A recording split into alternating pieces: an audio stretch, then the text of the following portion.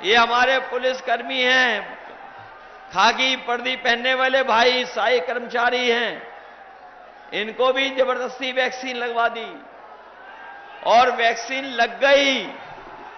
उसके बाद आपको पता होगा कि अब ये जानकारी मिल रही है कि जिन जिन ने वैक्सीन लगवाई है उनको जान का खतरा पैदा हो गया है, जान का खतरा है।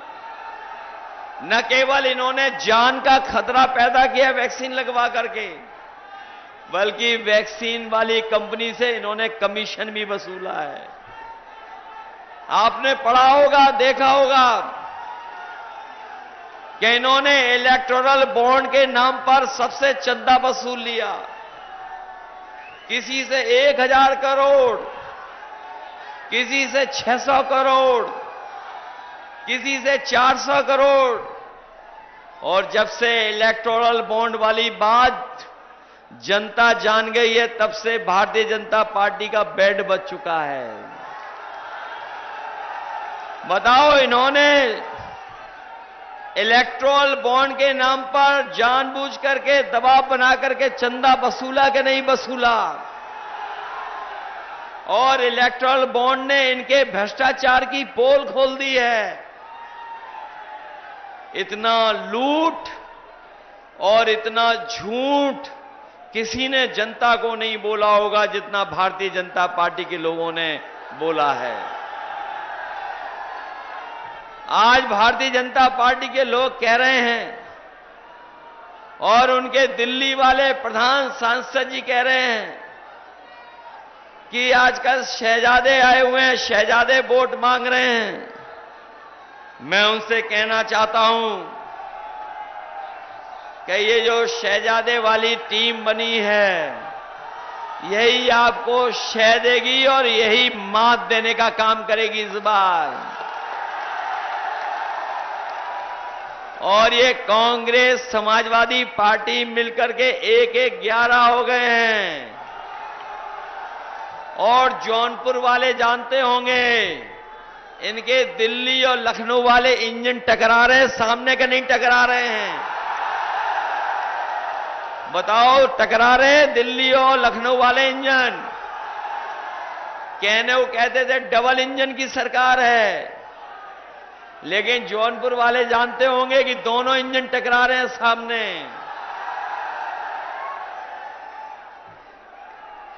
इसलिए हम आपसे निवेदन करने आए हैं कि ये चुनाव केवल हमारे आपके भविष्य का चुनाव तो है ही, लेकिन आने वाली पीढ़ी के भविष्य का भी चुनाव है। ये चुनाव हमारे आपके भविष्य का तो है ही है, लेकिन ये चुनाव हमारे आने वाली पीढ़ी के चुनाव का भी है। जो लोग 400 पार कह रहे थे, उनके मन में था कि वो संविधान बदल देंगे,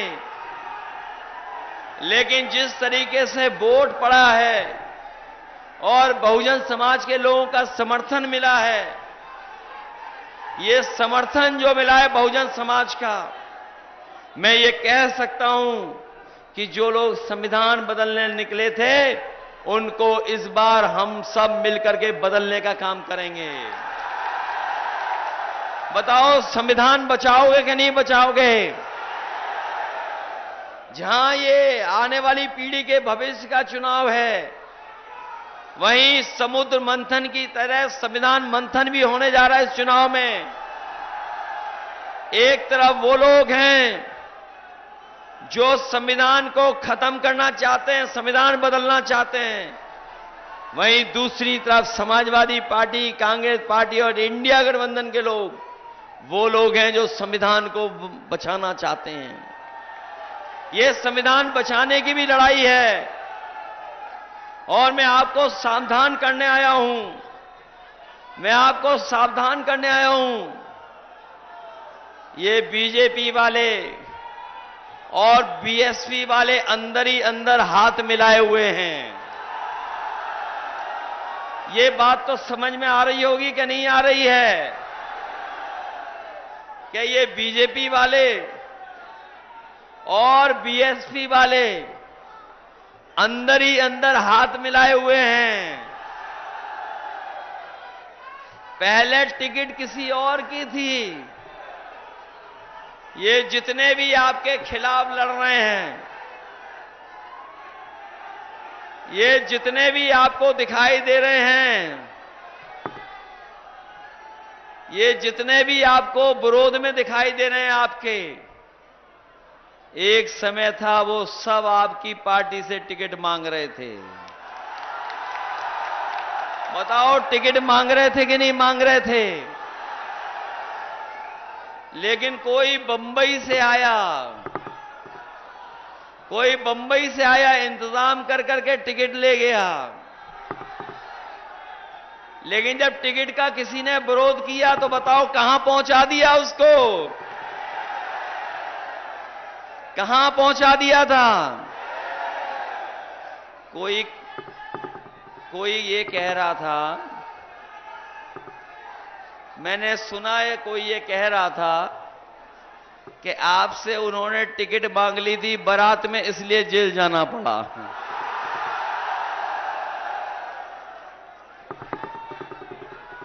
जेल गया कोई, और फिर जेल से बाहर आकर के क्या हो रहा है?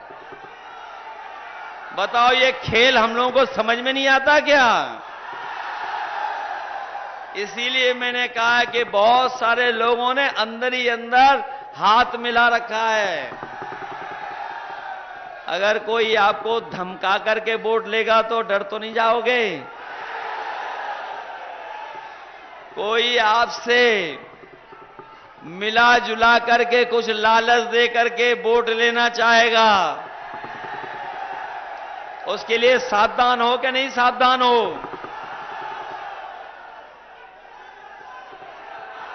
वैसे जौनपुर वाले घबराने वाले लोग नहीं हैं।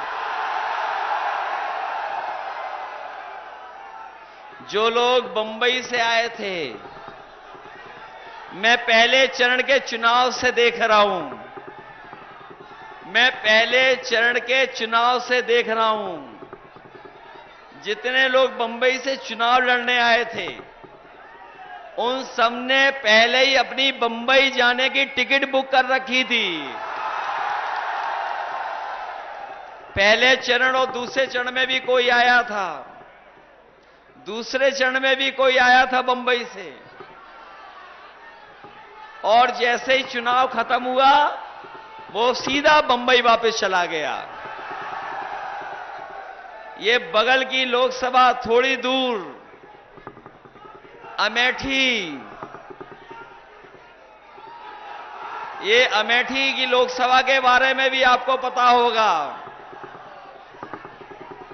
हमारे साथियों को पता होगा कि हमारी पार्टी में एक नेता थे, उनके नाम पर हमें और आपको कितना बदनाम किया गया।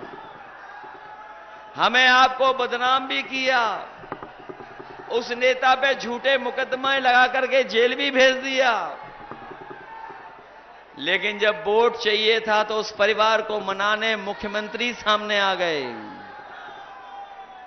ये अमेठी वाले के बारे में कह रहा हूं मैं आपको, और ये सावधान करना चाहता हूं कि राजनीति में कहां कौन धमका रहा है, कहां कौन मिला हुआ है।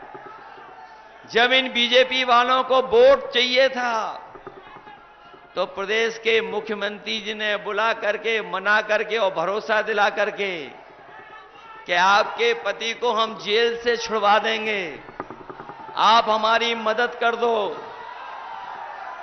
मदद ली, और फिर अभी लोकसभा का चुनाव था तो उन परिवार के लोगों को समझाते रहे, बुझाते रहे, उनकी मदद करते रहे। और इसलिए मदद करते रहे क्योंकि उन्हें चुनाव में वोट चाहिए था। वोट तो ले लिया लेकिन उनकी मदद नहीं होगी, मैं ये बताना चाहता हूं। यहां भी जो खेल चल रहा है जेल जाने का और जेल से बाहर आने का, ये केवल वोट के लिए हो रहा है और कोई दूसरी बात नहीं है। और इसमें इसमें खेल हो रहा है G20 की तरफ से। ये जो खेल खेला जा रहा है, ये जो आयोजन होते थे G20, याद है कि नहीं याद है? G20 का मतलब जानते